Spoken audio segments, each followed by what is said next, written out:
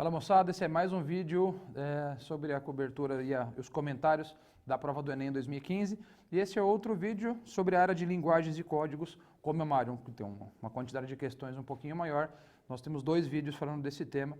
E agora eu tenho comigo aqui Arnaldo, Fernandão, Zé Ferreira. Tudo bem com vocês? Tudo bem. Então beleza? Ótimo. Fala lá, Arnaldo, eu não vou comentar nada que você chutou o tema da redação errado. Eu não vou falar isso no ar. Eu também não Tudo bem? que você fizesse Tá bom, né? isso. Então tá combinado entre a gente. Tá bom. Ninguém percebeu. Ninguém percebeu.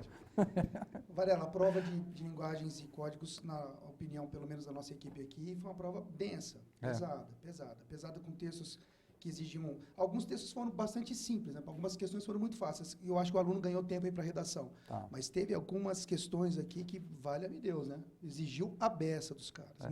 Muito pesado. O ano passado eu me lembro de um comentário de uma professora de que tinha um texto por questão. Aconteceu isso esse ano ou não? Aconteceu. De novo. Aconteceu. E alguns textos, assim, de leitura densa. Os caras puseram textos bastante longos e fizeram... Bom, eles começaram já fazendo, pelo menos na prova que eu tenho nas mãos aqui, uma varredura com as funções da linguagem. Uma coisa que para os alunos, muito garantida, muito tranquila.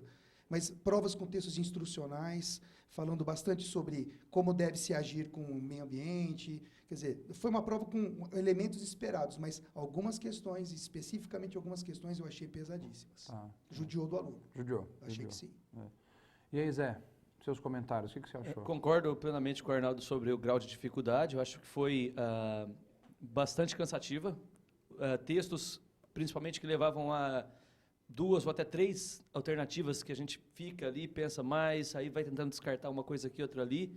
Chamou a atenção que, até fugindo um pouco a tradição do Enem, cobrou-se um pouco assim, de gramática, que não é uma marca deles, mas uma gramática voltada à interpretação do texto, o uso, por exemplo, de tempos verbais numa propaganda, de advérbios num texto de biografia, como eles podem ajudar a dar uma sequência temporal. Uma questão interessante também sobre formação de palavras, né, sobre o sambódromo, que eu acho bem interessante. Então, um pouquinho de gramática, mas uma cobrança inteligente da gramática, não ficar preso a nome de regra, mas ao uso, como o elemento gramatical pode ajudar, pode contribuir na interpretação de um texto. E, como não podia deixar de ser, 5 questões sobre variantes linguísticas, que é o que eles cobram com maior frequência. Questões assim já até bastante previsíveis, como necessidade de adaptação a diferentes contextos, a capacidade do aluno de perceber a diferença entre linguagem coloquial e a linguagem padrão, formal, tranquilo. Uma questão da qual eu particularmente gostei muito, porque ele fala em regra para se referir a usos coloquiais. Qual é a regra por trás de certo uso coloquial, que no caso era descobrir que há uma regra também, né? O falante respeita uma certa regra ao substituir, por exemplo, o L por R em palavras como bicicleta, globo. Não existe aí uma regra coloquial, mas uma regra.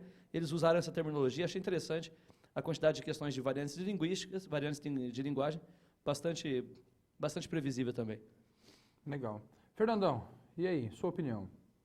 Olá, moçada. Eu achei a prova também bastante trabalhosa, mesmo as questões que poderiam ser imediatas, como falar em surrealismo, não foi uma coisa imediata que o aluno aprende de surrealismo. A de cubismo de Picasso já tirava mais imediatamente a simetria da figura, mas já o surrealismo de René Magritte, não. Depois fizeram também questões de concretismos. Uma questão do Arnaldo Antunes, até que o aluno era, né, mais verificação do sentido figurado do texto. Agora, a outra questão não. A outra questão relacionava o concretismo com o barroco arcadismo. E ele tinha que se referir realmente ao barroco como resposta. Se fosse só ao concretismo, ele não concluiria nunca aquela questão. Então, eu achei uma prova bastante trabalhosa, fora das questões imediatas, na parte de literatura, na parte de vanguardas europeias. Então, foi uma prova bastante trabalhosa para o aluno, sim. Achei difícil. O aluno tinha que estar bem preparado. Muito bem preparado. Aquela história, tem que ser leitor, né? Aluno bom leitor, né? Exatamente. O que cobrou-se o ano passado, esse ano, é o aluno leitor. Não existe mais aquela coisa de você ficar falando esqueminhas, né? Agora é leitura, leitura, leitura e aprimorar essa leitura. Entendeu? O que você pode extrair do texto máximo.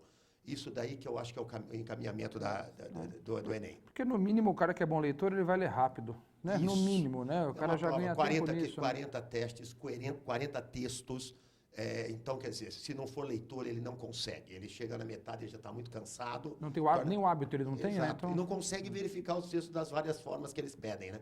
Isso é o mais difícil. Mais algum comentário, professores? Não, achei que Só passa o microfone. eu gostei e acho que nós, em trio aqui, chegamos a essa mesma ideia, que o Enem, dessa vez, deu uma valorização bastante forte para a leitura de texto. Quer dizer, o aluno que não está habituado a ler texto, e texto por mais denso que seja, ele não só teve dificuldade, mas ele também percebeu que ele vai precisar melhorar bastante a sua forma de lidar com a produção de texto e a leitura de texto. Que tenhamos mais alunos leitores, então. Essa é a mensagem que tem que passar. Foi a né? mensagem, foi bacana isso. Legal. Então tá bom, moçada. Esperamos que você tenha tido êxito em todas as questões. Fique atento, são 2 vídeos sobre linguagens e códigos. Dá uma conferida no nosso canal e não deixe de conferir tudo que está lotado de coisa boa. Muito obrigado.